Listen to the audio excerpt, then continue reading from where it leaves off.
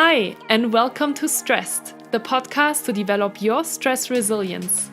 Being ambitious and successful while living a happy life is possible. Learn how you can better cope with stress in day-to-day situations by applying tools and techniques that work for you. My name is Julia Arndt, and I'm extremely grateful that you decided to check out my podcast today. Let's get started. Hi, and welcome back to Stressed, the podcast to develop your stress resilience. My name is Julia Arndt, and I'm the host of this podcast. And I'm super excited to be here today after my Costa Rican experience. And I want to share with you a couple of different insights and learnings that I took away from my Costa Rica experience. But before we're jumping into today's podcast topic, I want to make sure to make a very special announcement. It's only 1 week to go before I'm starting a special 3-day mini-series on how to manage stress at work before going into the Christmas holiday. So on November 4th, 2019 at 8:30 Pacific Standard Time, I'm going to host an event that is 25 minutes long, and you will learn all about how to manage stress at work before the Christmas holiday. I'm going to address questions such as how am I going to get all of the things done that I need to get done before Christmas, before the end of the year, before maybe tax season is around, all these different things. So it's going to be 3 events, as I mentioned. We're going to start on November 4th, and then the next event will be November 11th. It's also on Monday, also at 8:30. And then we're going to head over to November 18th, which is also on Monday, and the week before the Thanksgiving holiday. And I'm going to share with you, as I mentioned, different tools and techniques on how to better manage stress. If you are interested in joining this 3-module mini-series, it is a free event. Yes, you heard correctly. It is for free. I want to help as many people as possible go into the holiday season a little bit more relaxed, and you are more than welcome and more than invited to join this mini-series. If you are interested, make sure to head over to www.bluemountainmindfulness.com/specials and leave your email in order to receive all of the details that you need in order to join that event. If you think now, oh my God, on Mondays I cannot join this event, that is totally okay. For everyone that is signing up on this special email list will receive the recording of each video every week after the event has taken place. But you will only be able to receive these videos if you are on the mailing list. So make sure that you're heading over to www.bluemountainmindfulness.com/specials. Make sure that you are sharing this information as well with your friends, with your colleagues. Do this together to help each other to manage stress at work and be prepared for the holiday season. I'm super excited about the event, as you can tell, so make sure to head over to my website, and I will see you hopefully on November 4th. So let's jump into today's podcast episode topic, my 4 biggest takeaways from the Costa Rican jungle. First of all, you might be wondering, if you haven't followed me on Instagram, what did I do in Costa Rica, and why am I going to share with you the experiences that I took away? Well, I went on a 100-hour yoga teacher training retreat in order to work towards my 500-hour yoga teacher training certification.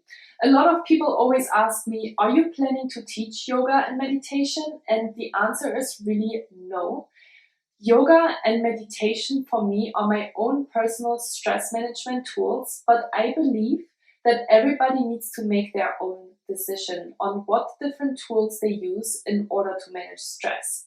If you have listened to my podcast for a while now, you know that my mission really is to show people that you can manage stress also in a non-spiritual way.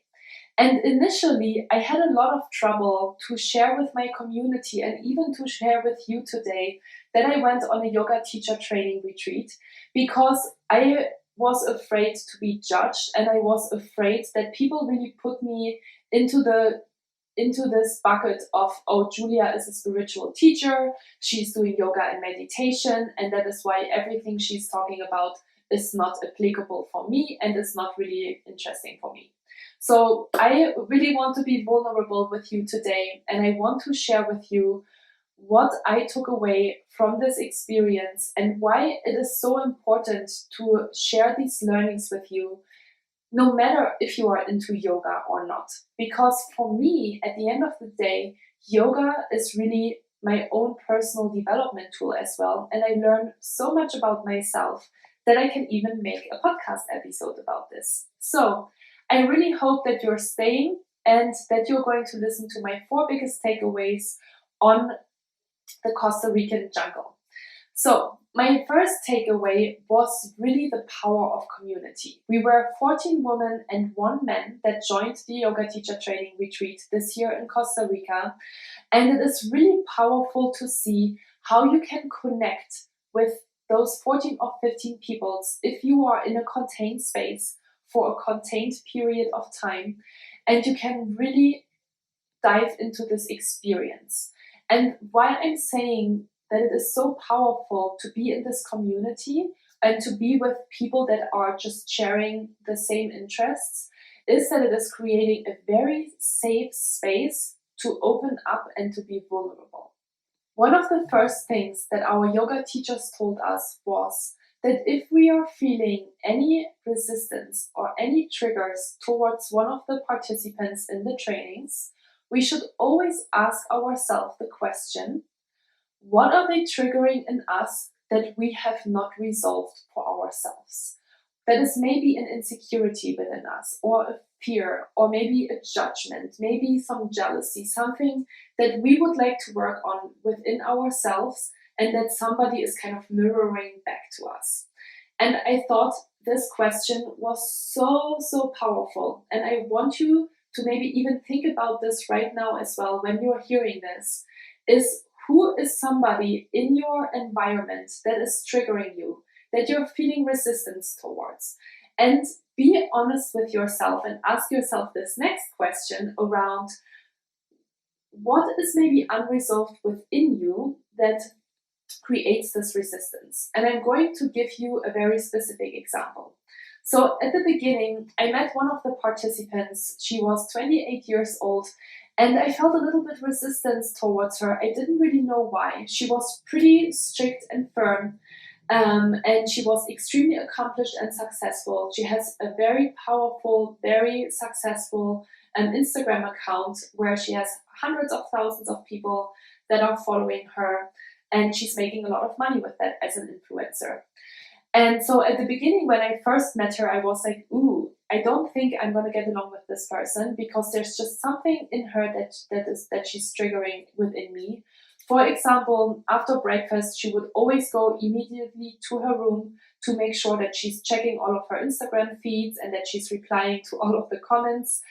And it really triggered me. And so I took a step back and I asked myself, what is this person triggering within me that maybe I need to resolve for myself or that I can work on? And the answer was really, first of all, I think jealousy of somebody that is 5 years younger than me, that has an extremely accomplished business at that age and that is making a 6-figure revenue with this business. And when I kind of so there was definitely some jealousy and there was definitely some triggers because of that. You know, she was really strict with herself, going back after breakfast immediately to work on her business. And I really thought that was really cool, actually, what she was doing. So when I got to know her, we got along so well and we spent so much time together to talk about all the different things. So the trigger that I felt within me was really not validated. Like the thing that I thought about her, that projection that I made on her with my fears and my insecurities was actually not true. So once I started to really get to know her and open myself up to meet this person and to ask her questions and to learn about her story, I learned that she just had insecurities and all these different fears and things that she was working on herself. And what is so powerful about this community and being in this contained space with the same people for an extended period of time is that you actually open up to meeting these people. That you're really daring to ask kind of the tough questions. That you're taking the time to meeting someone that you would never maybe really get to know in a normal environment. And this is so powerful because honestly, all of the people that I met were so wonderful people. They had all their strengths and they all had their weaknesses and they all had their really powerful personal stories to tell. And this is one thing that I always think that we forget so quickly, especially in the work context, but also just in general terms. And I think it is really important to practice this, to practice the question of what is this person triggering in me and why is this a trigger within myself? What do I need to resolve within myself that this person is not triggering anymore? Something within me, a fear, an insecurity, and something that I have to learn myself. Maybe something that I should be more. Maybe this person is super loving and super social, and you are not a very social, loving person, or maybe you don't consider yourself a very social person, and so yeah, so you're feeling triggered by this person, but honestly, you should work on this characteristic or on this skill yourself.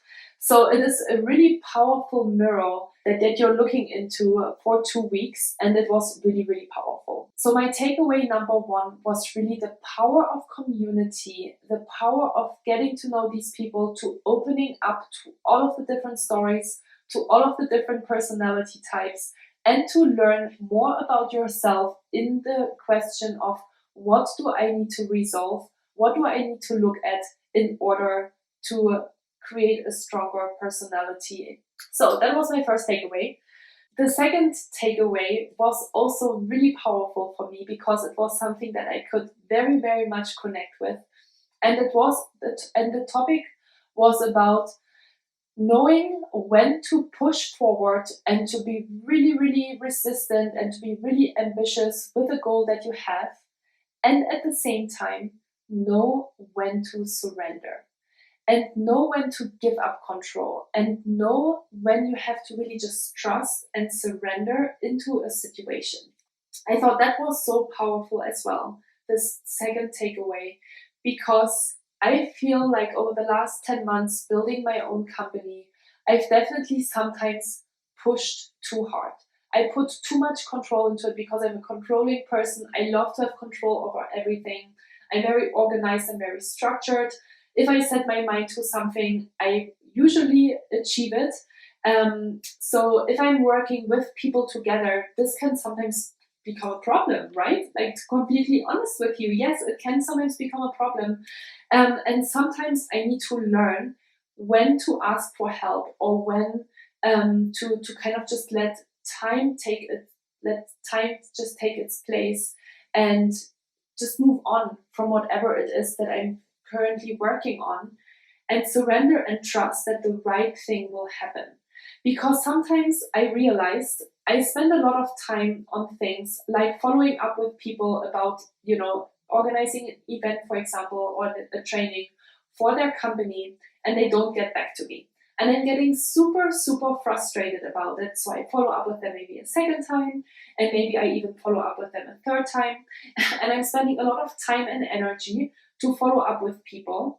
And I really had this realization during the training that it is my own insecurity, because I wonder, do people not like me? Why aren't they not replying back to me? And instead, to really just take a step back and say, okay, I feel like I've tried everything I can in order to maybe convince these people to book a training with me. And now it's all about moving on, trust and surrender that whatever happen will happen, and focus my energy on the next thing. And so that was very powerful. And our teachers talked about how difficult it is to know when we have to continue to push forward and when to surrender. And there's no right or wrong answer to that. I think it comes with life experience and with being very honest with ourselves of if in which part of this process we currently are in. But I really take this on, and I have really tried to implement that since I'm back from Costa Rica, because I know that I can be controlling and that I can get really nervous about certain things, and then I spend a lot of time following up with people, and I spend a lot of time on worrying about things, and it is really a waste of my time, because either it will happen, if people are really interested to work with me, they will reach out, and if they are not, then that's totally okay. It does not have to be a reflection of my own personality or of my skills and capabilities. So that was my second big takeaway, making sure to know when to push through and when to surrender. So my second big takeaway is actually moving right into my third biggest takeaway of letting go of control. And I've already talked a little bit about this in the second takeaway, because I am definitely an A-type personality.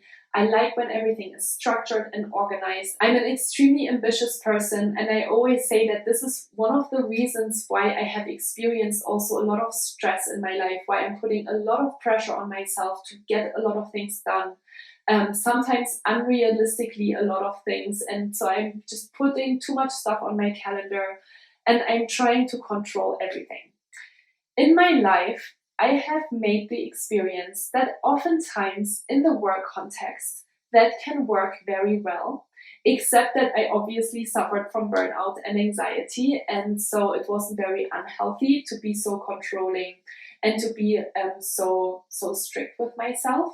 But especially in my love life, I have learned that being controlling is not a good skill to have, and that it is extremely important to trust and to surrender, and to whatever happens.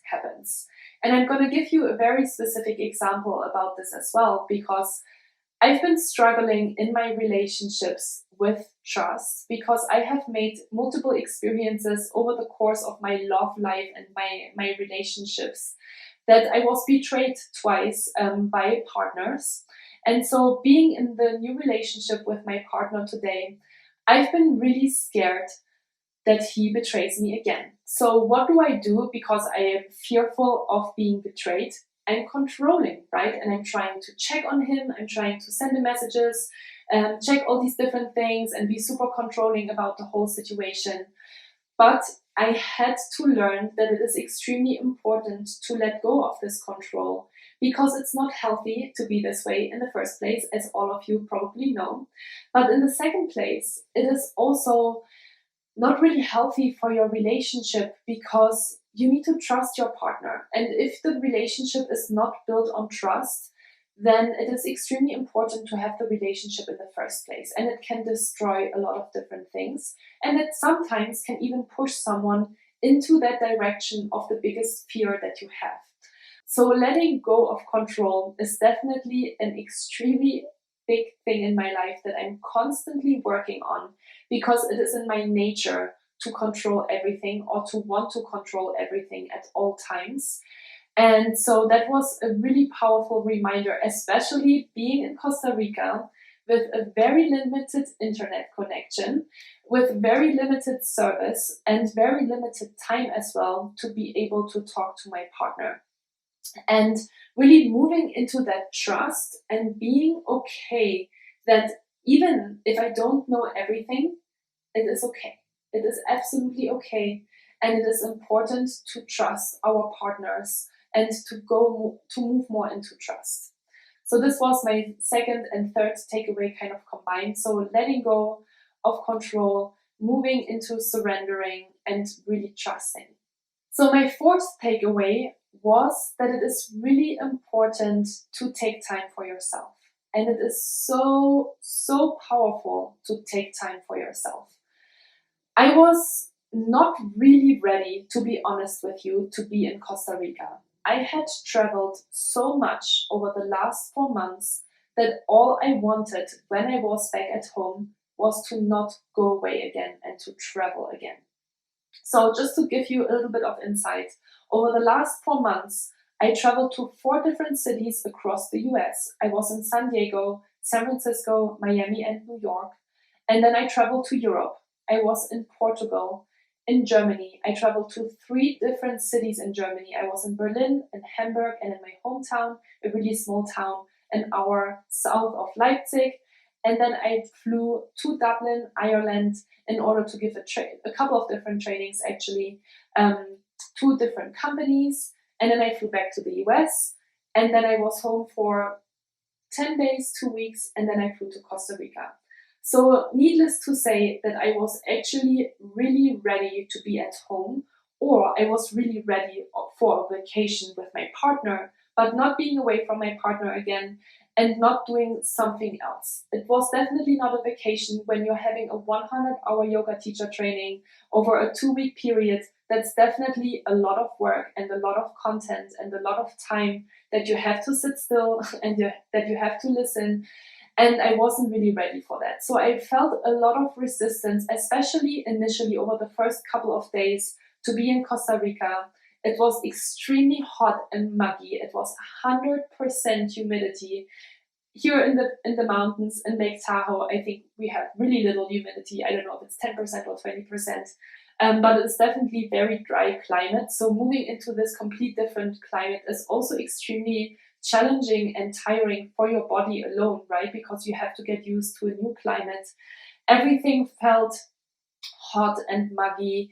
Our clothes were kind of feeling wet. Our sheets felt kind of wet, and we didn't have AC in our rooms. So it was really a kind of a eco retreat style experience. And the first couple of days, I felt a lot of resistance. And I just wished to be back home, sleeping in my own bed, being with my partner, and being able also, of course, to work on my business, because that's absolute priority for me this year. But I was forced by the power of nature and by the power of my own planning to be in Costa Rica. I had spent a lot of money to be there. So I really had to be really clear with myself of why I was there. But after that 2-week experience, I can tell you with all of the confidence that it was such a powerful experience for me. I learned so much about myself, and it was so powerful to be by myself as well instead of being with my partner, because some experiences you just better do on your own, especially when it's a yoga teacher training and my partner is not at all into yoga or meditation. And so that was so powerful for me. And I know that I use powerful a lot in today's podcast episode, but that was really what the experience was. It was a very powerful experience for all the different reasons. And yeah, taking time for yourself and really having time to reflect on all the things that happened, and being really clear with you what you want to do next. So I did a lot of journaling, I did a lot of brainstorming, I'm working on a lot of different very exciting projects, and just having time to relax in some ways, right? And having time for myself to get really clear on what is important for me, what do I want to do next. For that part, it was really powerful, and also just the people that I met during that experience and all of the powerful networks that I was able to create is absolutely priceless. And first of all, my partner was obviously super excited to see me again. I was very excited to see him again as well, even though we missed each other a lot during the 2 weeks. The welcome back is always so exciting. And then you're back at home and you don't realize how quickly you settle back into your day-to-day life when you're back at home. So after 1 or 2 days, I was just going back to normal and everything was okay again. And I felt happy and safe and grateful for the experience, and at the same time being back at home. But really taking time for yourself and having time to reflect, and honestly also having time to heal some of the things that usually you don't have time to heal, because we are always so busy and we're always running around. We're in this constant rat race where we're taking care of everyone else but us. It is so powerful to take a step back and do something for yourself. So I hope that you have a couple of takeaways for yourself as well from today's podcast episode. I would always love to hear from you. I am posting on my Instagram channel every week the podcast episode, and you have the chance to ask me any questions that you might have about this episode, or to share with me anything that you're taking away from this podcast episode, anything that maybe reminded you to take care of. I would always love to hear from you. So make sure to head over to my Instagram account. It's under @BlueMountainMindfulness. I'm super excited to hear from you there always. And yeah, this is all I wanted to share with you today. If you are interested in the 3-module series on how to manage stress at work before the Christmas holiday, that you're heading over to my website, www.bluemountainmindfulness.com/specials. I would love to see you there. And yeah, this is all I wanted to share with you today. Thank you so much for listening to today's podcast episode. Thank you so much for spending some time with me. I hope that you take a few things away for yourself. With gratitude, Julia. If you enjoyed this episode, I would be extremely happy and grateful if you could leave me a comment and a 5-star rating. If you know someone who would benefit from the information I talked about today, please feel free to share it with them, no matter if it is your friends, your colleagues, and/or your family members. You will always find all links and a summary of the podcast in the show notes. It would be great if we could connect on Instagram or via email. You can find all details of how to find me in the show notes as well. In that way, you can also send me any questions that you might have. And as I mentioned, I also have a wonderful YouTube channel now where you can post comments and questions, so please reach out. I'm glad you're listening to this podcast. Thank you so much for your trust. With gratitude, Julia.